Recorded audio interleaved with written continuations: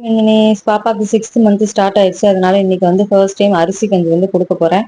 அதுக்காக அரிசிய வந்து நல்லா ஊற வச்சுட்டு, அத வந்து ஃபேன் காத்துலயே ஒரு வெள்ள துணியில போட்டு காய வச்சு, அத மறுபடியும் நல்லா ட்ரை ரோஸ்ட் பண்ணிட்டு, அது கூட கொஞ்சம் சீரகத்த சேர்த்து மறுபடியும் வறுத்து, அத வந்து மிக்ஸி ஜாருக்கு ட்ரான்ஸ்ஃபர் பண்ணி, அரைச்சு இந்த மாரி பவுடர் மாரி எடுத்துக்கிட்டேன். 1 ஸ்பூன் எடுத்து 2 டம்ளர் தண்ணி ஊத்தி நல்லா கொதிக்க வச்சு, இந்த கன்சிஸ்டன்சி வர வரைக்கும் நல்லா வேக வச்சு எடுத்துக்கிட்டேன். இவ்ளோ பெரிய ப்ராசஸ் பண்ணி எடுத்து அவ வாயில வச்சா, "தூ வேண்டாங்கிறா."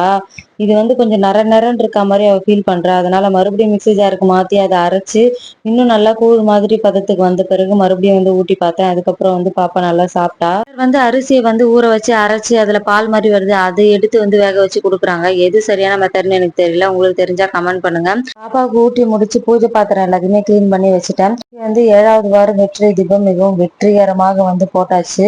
எனது தோழிகள் யார் யாருக்கெல்லாம் வெற்றி தீபம் போடுற பழக்கம் இருக்கு, அப்படி வெற்றி தீபம் போட்டு வச்ச வேண்டுதல் யார் யாருக்கெல்லாம் நிறைவேறுச்சுன்னு சொல்லி கமெண்ட்ல சொல்லுங்க.